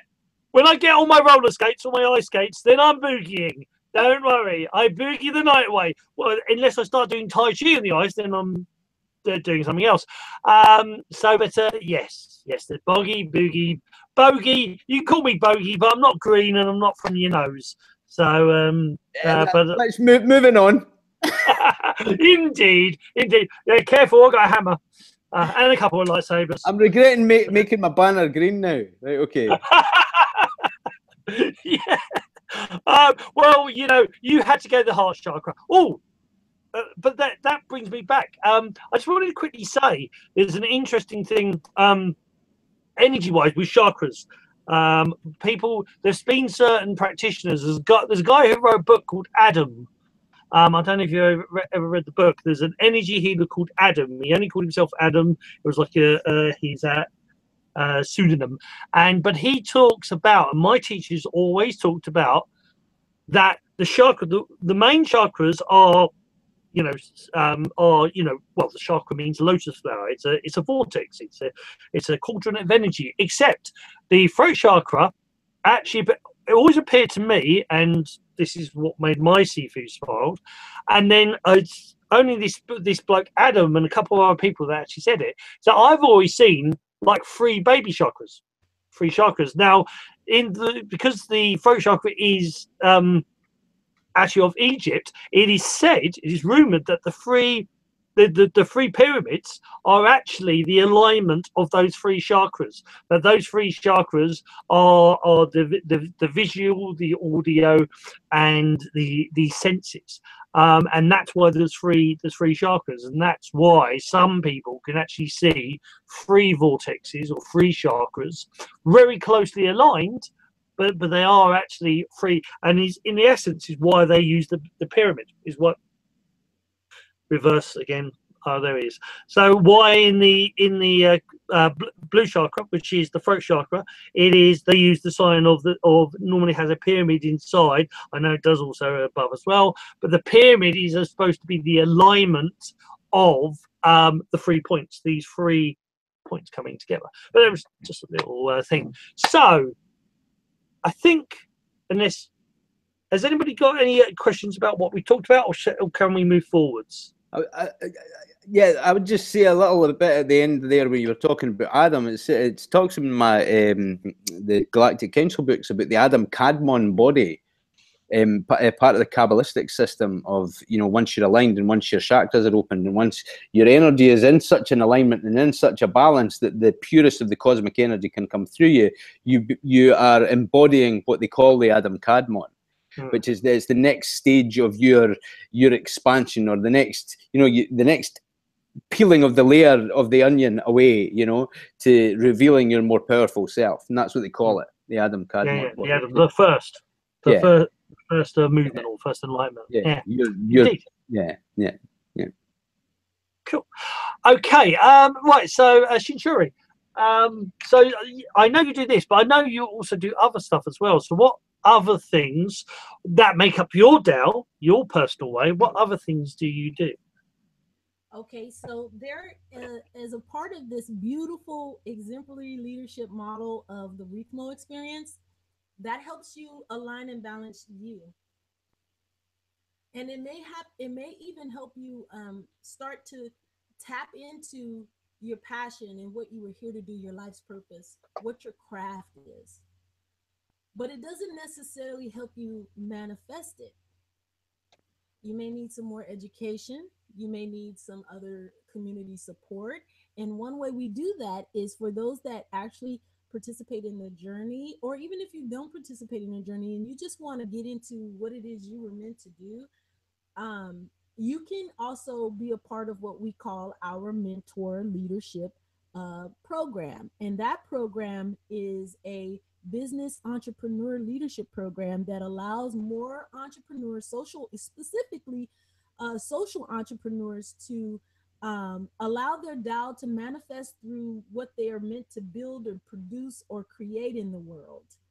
And we do that by creating a community of practice for social entrepreneurs called Business Philanthropists. And the Business Philanthropist Program, which is a program designed to help entrepreneurs who traditionally would actually do more for profit to actually combine the philanthropic work that they love with their for-profit making, and they get to have a single entity that is a hybrid of a for-profit and a nonprofit. And we teach how to do that, and we as a foundation serve as a benevolent VC. And what that means is we will help seed and to help you start your business idea from concept and infuse a certain amount of cash into it to help it launch. And we do that through our mentor exemplary leadership program, which is the mentor leadership program is done in partnership with chambers of commerce. And we instilled the Dao, the exemplary leadership, the Rhythmo experience leadership model into this business philanthropist leadership experience as well. And I can share with you some details about that as well. That's very exciting. That's very exciting. Really exciting stuff for people starting up and not knowing where they're going to have that guidance. That's wonderful. Yeah. Indeed. So what I will do is I have a overview PowerPoint deck that I present to different chambers of commerce. So right now we started it in California, Sacramento, Stockton, and now we're looking at Los Angeles and expanding it down into other cities around California. But the whole idea is we want to be able to take this globally so that we can make it available to more people in more countries, especially third world countries where the need is really prevalent for economically disadvantaged individuals can actually now get working capital without taking out loans for the business and actually be in the community, giving and serving and receiving a financial return. So the whole idea is that we're turning this Daoist way into a real manifested quality of life through leadership and business development as well. So what I will do is, if you don't mind, I would love to share the PowerPoint deck that I give to the chamber so that you can kind of see a little bit, and then you can ask me some questions about the program.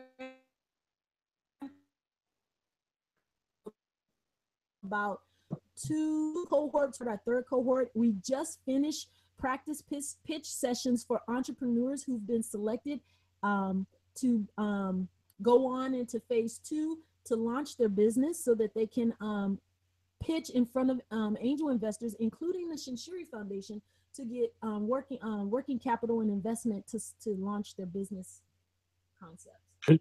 Cool. Please. So let me, if you don't mind, I can share this with you and then open it up for questions after I share it. Okay. Yeah. Okay, let me pull over the what you showed me for screens. There we go. All right, go over here, share my screen. Okay. Let me know when you can see my screen. Yep, I can see it. Okay, so Let me just... Mentor stands for Multicultural Entrepreneur Network, Talent, and Opportunity Resource. Hence, the Mentor Program. You can also, like in the Rhythmo experience, you can get certified to teach this program and work for SHINSHUR Foundation from wherever you are in the world, and we will pay you to help mentor other entrepreneurs to launch their businesses for financial investment. So the Mentor Program has 3 tracks. These 3 tracks, the first one is for business entrepreneurs, those who just strictly are for profit.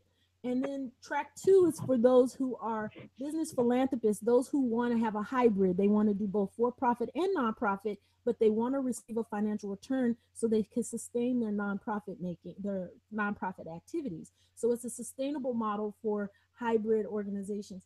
And then the mentor certification track, which is track 3, is where we get more business coaches to come in and learn about the mentor leadership program and learn the techniques for helping mentor other young entrepreneurs, neophyte entrepreneurs, or even seasoned ones who are trying to convert into a hybrid model, and they're not, it's a new kind of concept. And so they're so used to the for profit that they don't really understand how to merge the philanthropy with the for profit. And so this allows for us to develop mentors using our online platform and our intellectual properties so that they can actually help mentor and teach and help more entrepreneurs be successful within the first 2 years of launching a new business.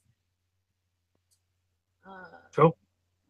So essentially, what it is, track one, track two is the entrepreneur tracks. So the mentors who actually go through certification, they actually participate in both of those tracks during the mentor program. And so they're being mentored in the for-profit side, and then they're also being mentored in the hybrid side where they're combining both for-profit and nonprofit together. But the first, each track is designed to be two phases. Phase one is a 90-day sprint, and phase two is the Pace to Success project launch. So let me help you explain what those are. Right now, we're currently being funded through a grant through the U.S. Black Chamber of Commerce, which is a federal program in the U.S. for Black Hispanic, Black multicultural type organizations. And then City of Stockton, which is one of the cities in California where we've launched the program, they have funded it this year as well to help more entrepreneurs in the city of Stockton actually get launched and thrive, because they're trying to come back from a larger city deficit. And so they want to help revitalize the city and do all of those things. So they've asked us to come in with our incubator type program, and we help entrepreneurs going through the tracks to get launched to be successful in the community. The 90-day sprint consists of 12 sessions. It's free through the grant making. Again, this program is a philanthropic business concept. It's part of it emerged out of the hybrid model that we've developed. And what they do in the 90-day sprint is they spend their time writing their business plan, because most of the times most successful unsuccessful entrepreneurs don't have a business plan. So what we do is we help them define their business goals and financial targets. They start to think about what their team leadership is going to be. They select their business structure. They create their intellectual collateral, such as their intellectual properties, products, programs, services. And then they create their strategies and their actions plans to be successful. And they write their one-page or full business plan. At the end of the 90 days, they have a full business plan that has been vetted, validated, and checked for its feasibility, that they give a pitch at the end of the 90 days, what we call a practice pitch, to angel investors and experts in the field who can give them advice and support and feedback about their strategies, so they can course correct, make changes before they execute in the second phase, which is the remaining 99 months. So the first 3 months they do their and their goals, and then in the second phase, the remaining 9 months, they actually implement what they have defined in their business plan. So the Pace to Success is 275 days. It's a subscription to the online entrepreneur community of practice, and it includes a membership to the chamber in which we've been partnering with. So they get a membership with the chamber, and then they get a membership online with SHINSHUR Foundation to be a part of the cohort going all the way through to successfully launch their business projects. So they launch their new business or expand and grow an existing one. So you don't have to be a new business at the concept stage. You can also be an existing business wanting to expand or grow or go into another market or open a new store, or maybe launch a new product or service that you don't currently have. You can use it, fund it. Build your product, program, or service. You market and sell. Then you generate your financial returns, and you have to demonstrate community impact. And the whole idea is that whether you're for profit or nonprofit, we still want you to demonstrate your financial success and the return from your results. And we also want you to show how you're impacting the community with what you're doing. That leads you to, right now we're working with several chambers in Stockton. One is the African American Chamber, and recently we just started having negotiations with the Hispanic Chamber of Commerce in Stockton as well. So we have the leadership programs that are available. We help all of our entrepreneurs understand that, hey, you are an exemplary leader here. You are not in competition with each other. This is not a competition. These funds and the availability for capital investment is available to everyone. So we don't want you to compete with each other for what's available. We want you to be successful in your own business, in your own ideas, in achieving your own targets and goals. And if you do, there is an opportunity on the other side to get a infusion of cash to help you launch or to help you take it to the next stage and grow. So we help them understand that. And through that, we also let them know that they can do 5 types of projects. No, 6. So they can either be a startup business, meaning they're conceptual. They can be an existing business wanting to expand, which will require a full plan, or they can just do a product, program, or service, or multiple of a product, program, or service, or a combination thereof. And if they're doing one of those, then they're only doing a 1-page plan. But at the end of everything, they get to go through these steps. They identify what it is they're going to do, how they're going to do it. They work with mentors in the program to write that plan. Then they plan out, make revisions along the way with their team. They assemble their teams. They build their product or service or program, and then they launch and they present. So the first 90 days is the business plan. The second 275 days is pace to success. It's the implementation of that business plan. And they get a practice pitch at the end of the 90 days with an investment pitch at the end of 365 days. So they actually get to operate during this program to generate sales and to show that they have a feasible business idea or concept that can be funded from some real results on the other side. That way we give them a fighting chance to thrive and be successful beyond the first 2 years of operation. It allows them to generate sustainable profits through continuous growth, and it allows them to have financial reciprocity through selfless service. So it's all about analytics, measurements, and tracking those results so that we can determine at the end of the program that they have a viable business model and they can take it to the next level, and it should be funded. And so that's what we're doing. The funding levels go from typically investors don't invest at the concept and the pre-seed level. That's usually on the founder, the person who generated the idea. They typically have to fund their own idea to get it to a level where investors would come in and invest in them. So we have these stages of growth for an entrepreneur going through the program. What we've done uniquely different from most entrepreneurs, most investment organizations out there, is that we've said we not just want to invest at the higher funding levels where they're already operating and making money. We want to invest when they just have an idea, when they just have a budding idea that needs to be donated, that needs to be, if they have a really great idea, we want to give them a fighting chance earlier on. So we're funding at this level, what we call low financing at this level, where we'll fund your idea, but that idea needs to have some wherewithal. It has to have some strength to it. It can't just be an idea. You have to, through this program, demonstrate that your idea is feasible and that you can have an impact, not just money-making impact, but a positive philanthropic impact in the community. Maybe you're saving lives, you're feeding the homeless, you're doing something that's going to change consciousness on the planet. So we're interested, SHINSHUR Foundation is interested in having this Tao way that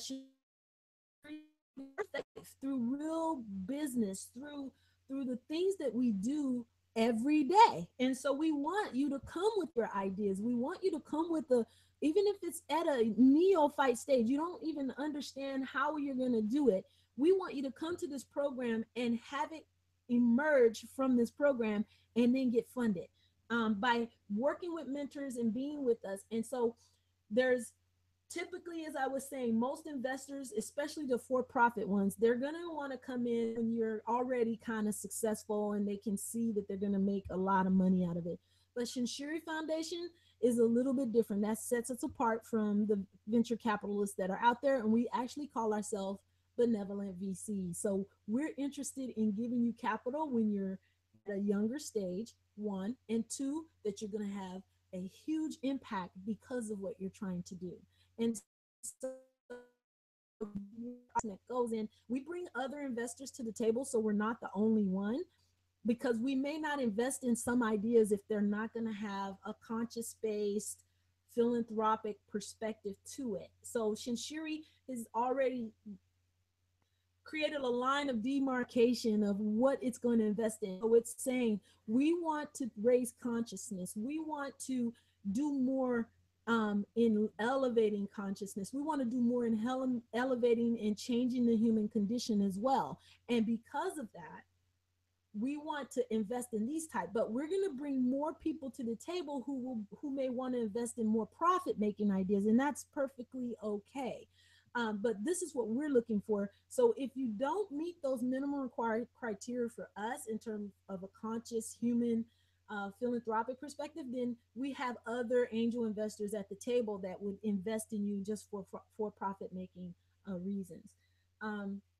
But we also tell them about the pitfalls of investment and minimizing the taking out a loan too early, because that tends to, you know, banks, they want their money back, and you take out a loan today, you start paying back in 30 days, and that takes from your cash flow. And when your cash flow is low, it's too risky for an investor like us, or even a for-profit investor. They're certainly not going to want to invest in you. So what we do is we help them understand that it's okay to take out a loan, but don't do it when you're at these stages, because you don't have enough cash flow coming in to actually pay back the loan simultaneously while you're actually working and paying salaries and stuff.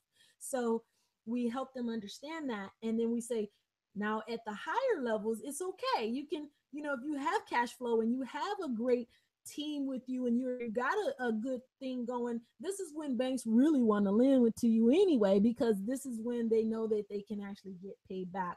And maybe you can use that loan for a very specific thing as opposed to just operating and running and paying for salaries. So we do that. Right now, currently we have in cohort 2, right now, they just finished up their 90-day sprint. In January, they're going to start their 275-day pace to success.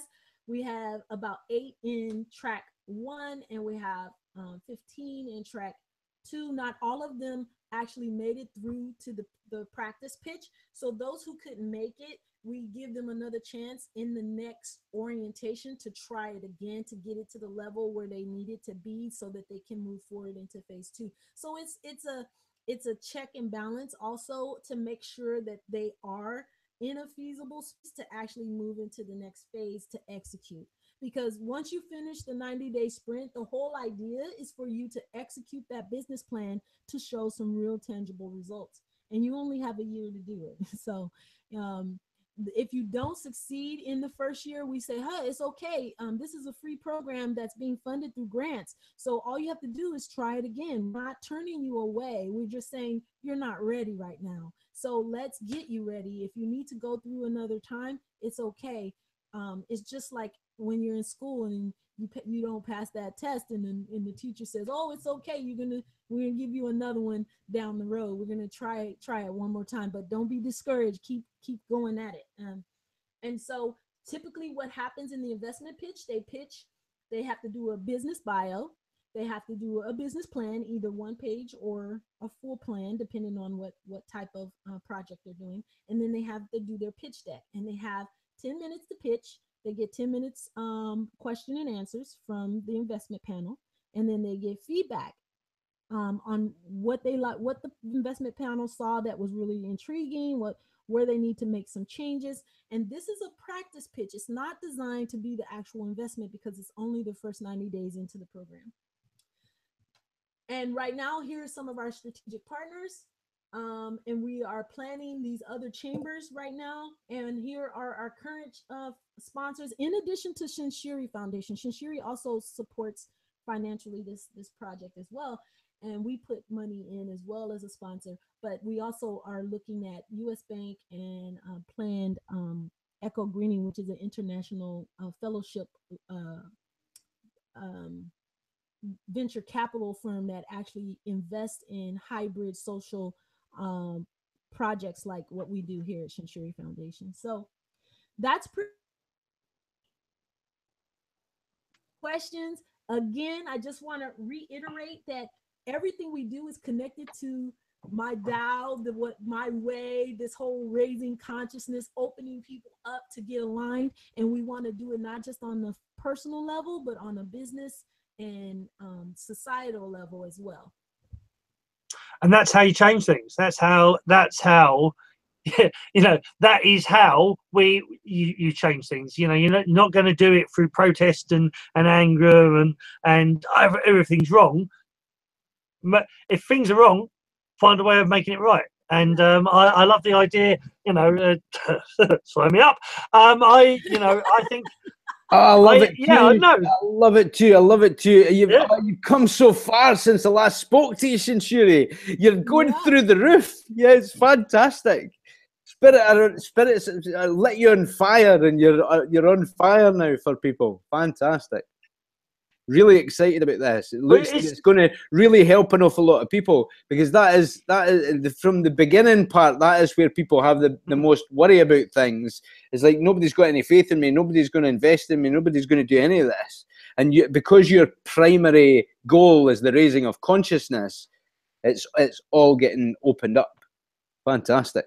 Yeah, but that's the great thing. I mean, well, either of you, no different, please say. But I mean, there's not many foundations I'm aware of that will help businesses that are focused actually on raising the consciousness about helping other people, about trying to actually improve other people's lives. There's not many, as far as I'm aware, there's not many foundations that are as focused on that. I mean, if I'm wrong, please tell me.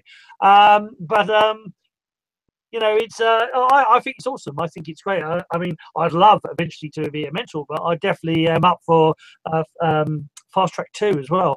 So there is now though, Boggie, and I'm sure there are others. It's like, I think these wee things are opening up. I think it's in the zeitgeist. It's here, and just hearing the way that you're actually talking about this, it's just giving people hope.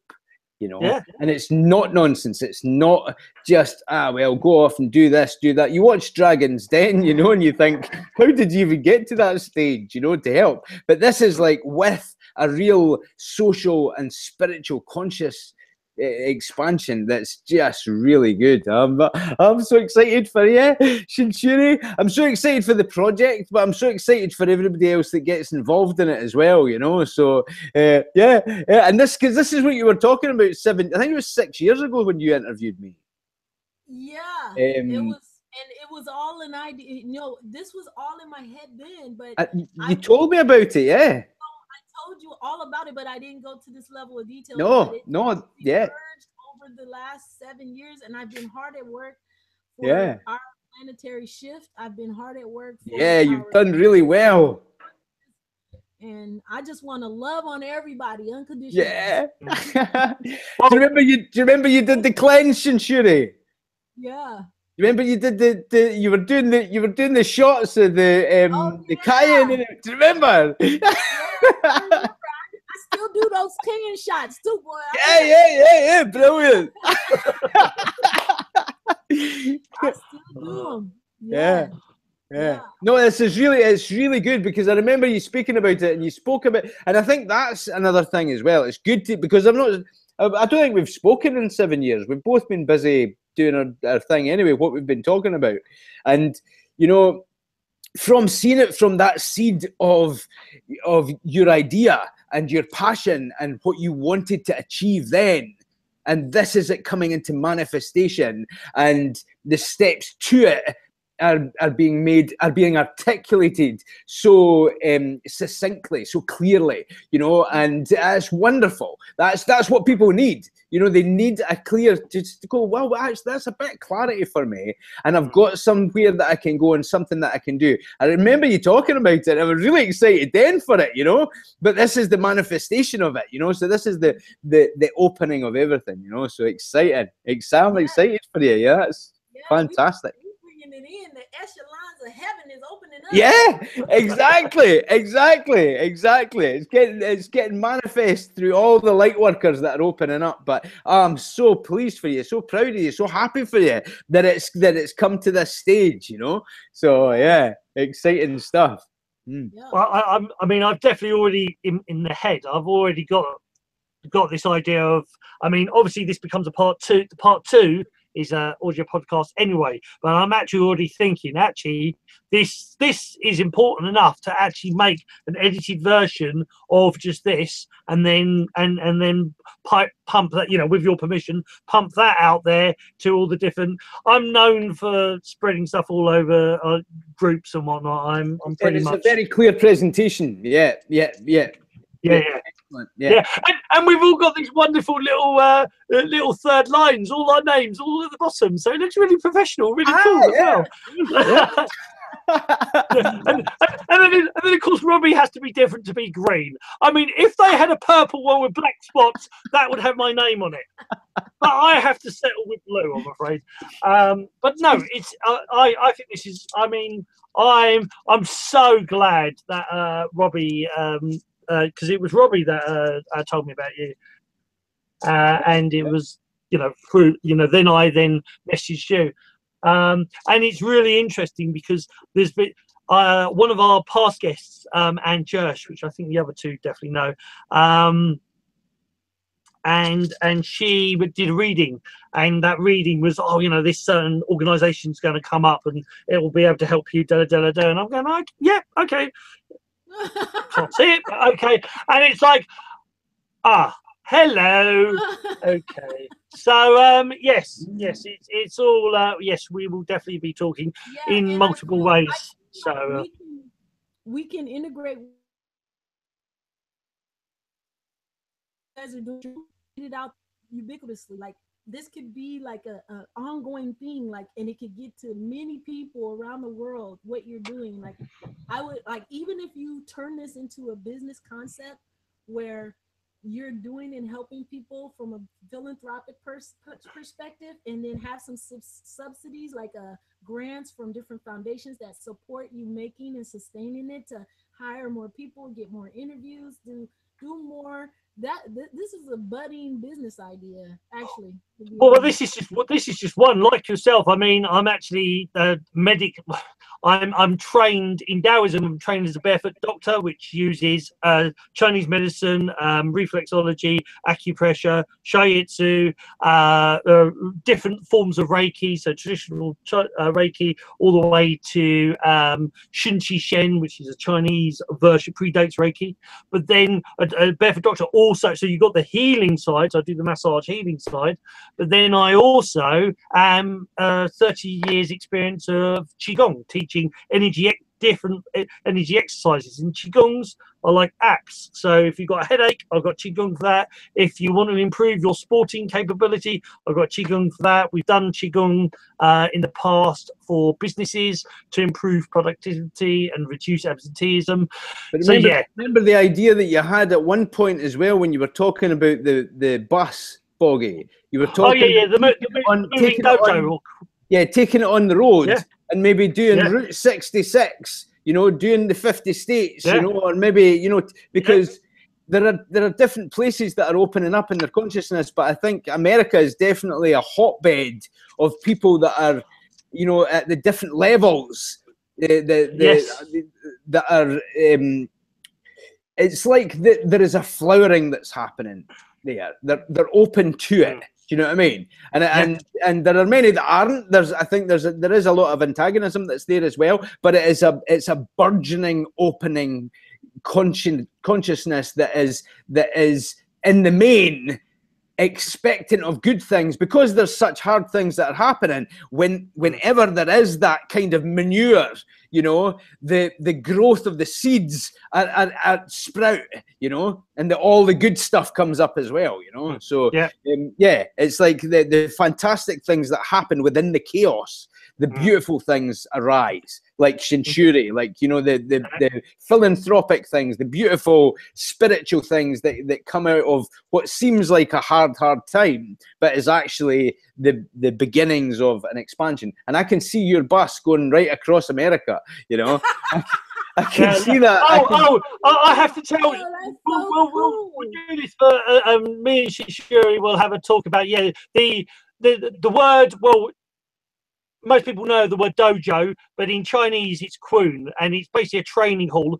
And the idea was a truck, as you guys would sort of like say, basically a truck that would actually be inside would be a training hall / temple, and it would go from place to place, which traditionally the barefoot doctor would go from place to place, healing, teaching, and coaching, and you could also record it, so it could be either on YouTube or live feeds. And the idea would, you go from place to place, visiting different places. You could visit the history, but then you also do, and because of I've done Qigong for 30 years, so I've got little magic tricks, a little bit like I'm trying to think of guys out there in America, like I don't know if you know Paul Kendall, or like the magicians, they go out and do street magic. There are healing tricks and things that, you know, that look cool, and I can do that sort of stuff as well as actual proper healing, but yeah, that's one concept, that's one idea. This show was very much the giving back to others. That was always been the idea of this show. And ironically, these two actually know, ironically, I was actually giving up. At the moment, obviously, I've got a full-time job. I set up the business originally back 12 years ago called The Way of Healing, which was all the skills I do.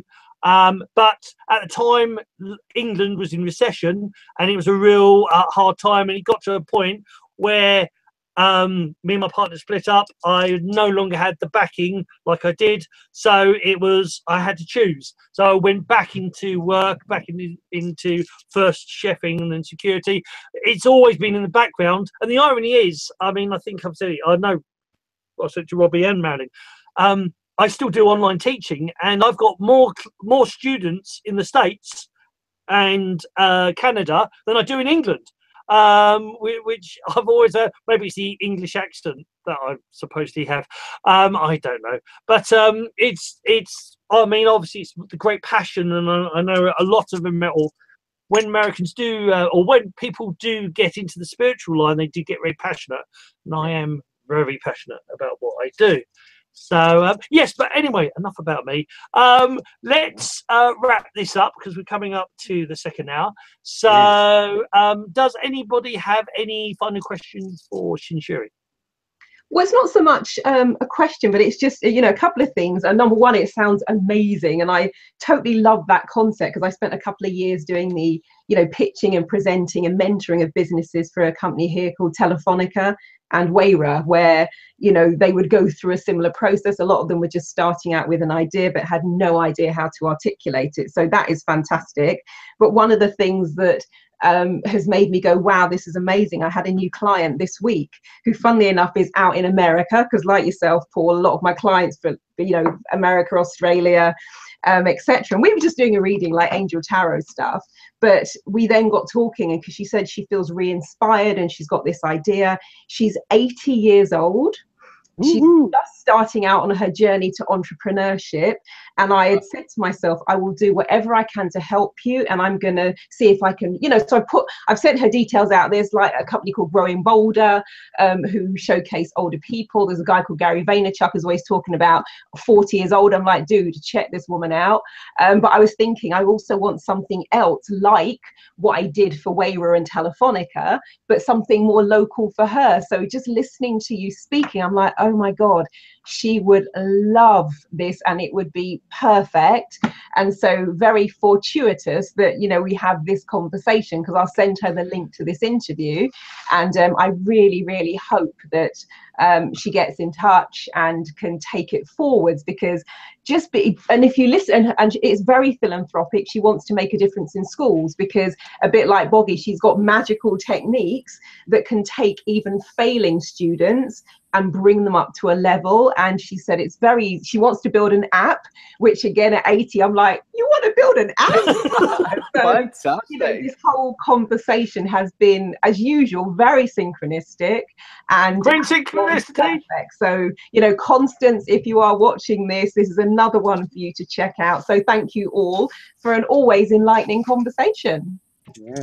Awesome. Robbie, have you got any Oh, just the same. So glad that I didn't know whether I was going to be able to make it on tonight, but I'm so glad that I was able to, because I had something on a little bit earlier that came up, but it was great to see you. Fantastic to see you. You know, it's like, and you know, we were talking before about cycles. You know, the cycles of things happening. Because I was told about you know, when things happened with 2012 as well, and just before 2012.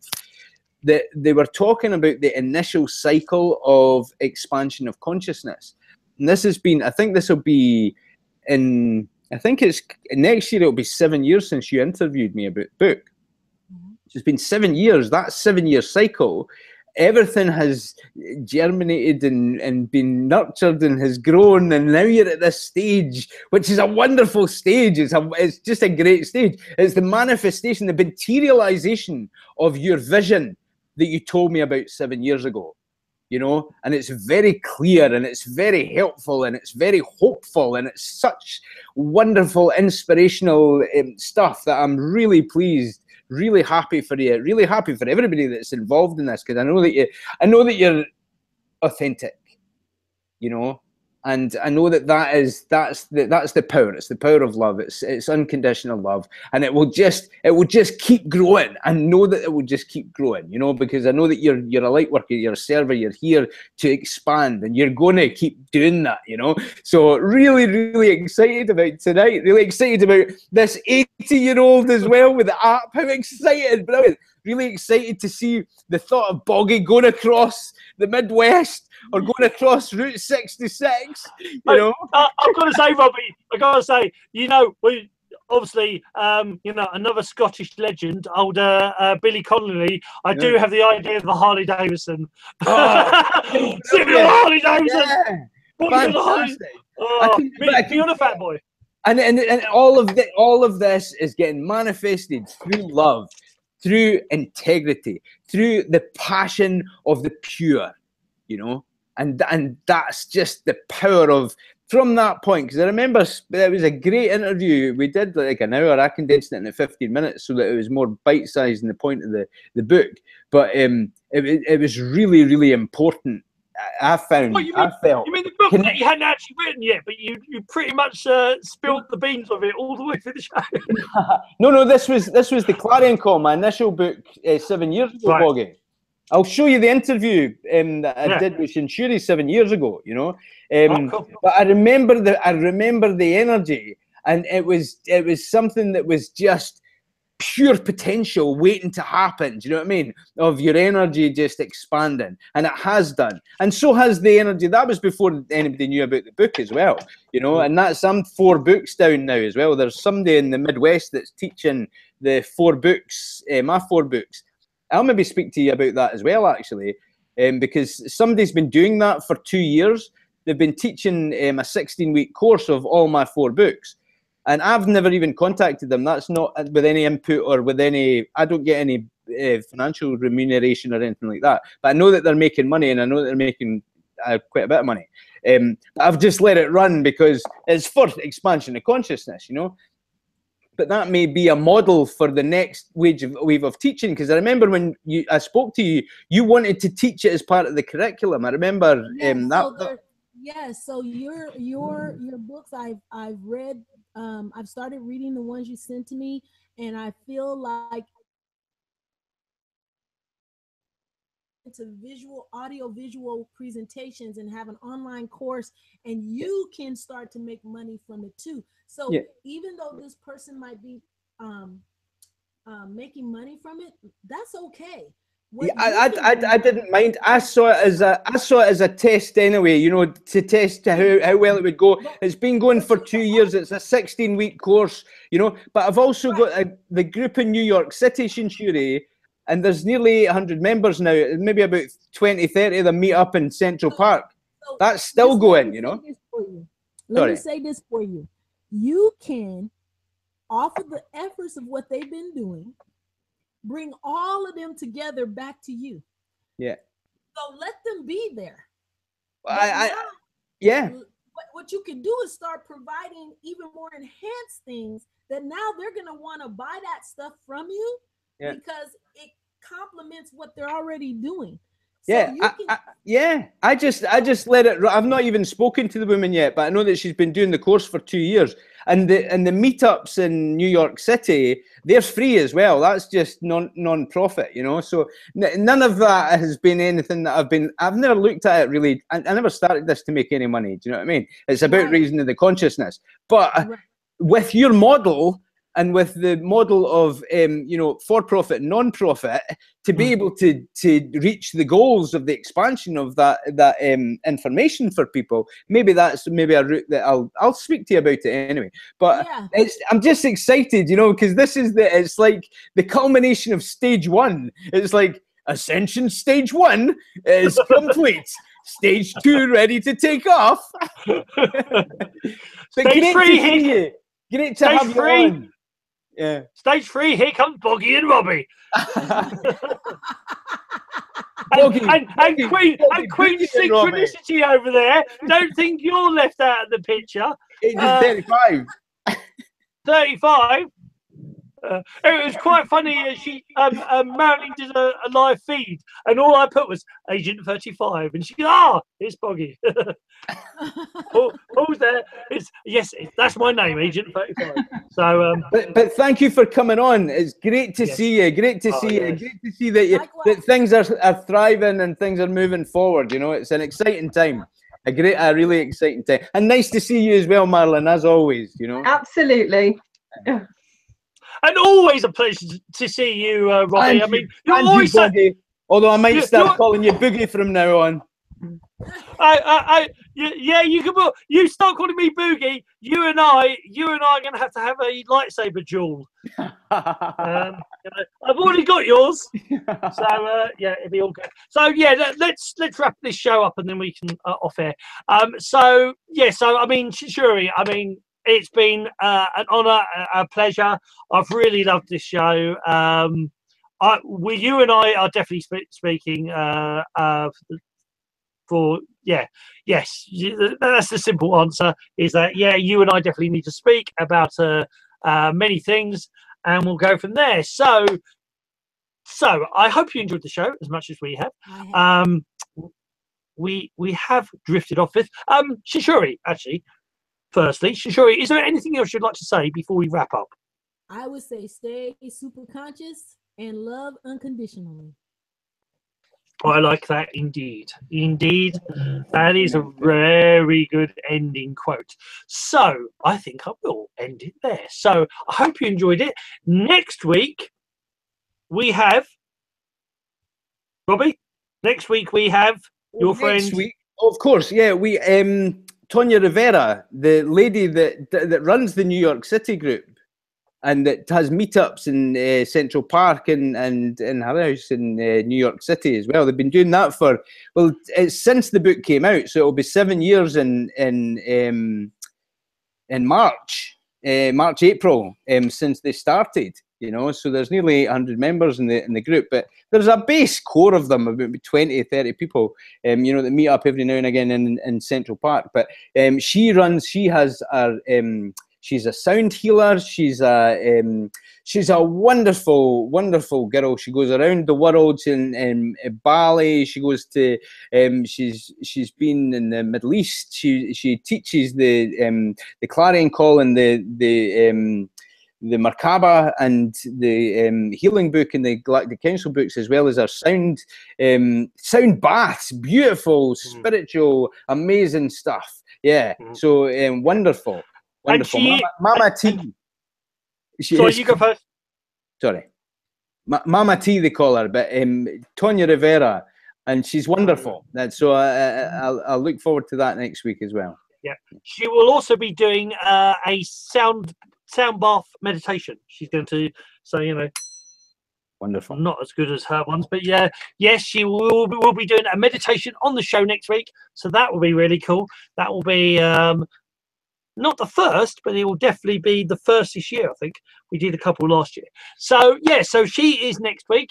I would like to thank, as always, the wonderful Agent 35, aka Marilyn. I'd like to thank Robino, Robbie, for just being here, for being his normal quiet, his quiet, preserved self. You know, have to poke him with a chopstick just to get a reaction from him. And also, I'd like to thank him for introducing me to our wonderful guest today, SHINSHUR. So thank you so much. The divine took care of that one. Yeah, fantastic. Oh yeah, yes. So thank you very much, SHINSHUR. Thank you very much, Marilyn. Thank you very much, Robbie. Thank you, guests. I will be, especially part 2, will be becoming, with SHINSHUR's permission, it will be becoming a slightly edited, shorter version, but just to get that the foundation out there and to push that will be done over the next week or 2 when I get a chance. But I hope you enjoyed both part 1, part 2. It was immense. Look forward to next week. But for now, love, chi, and shen from us and the Way of Conscious Mindfulness. Bye bye for now.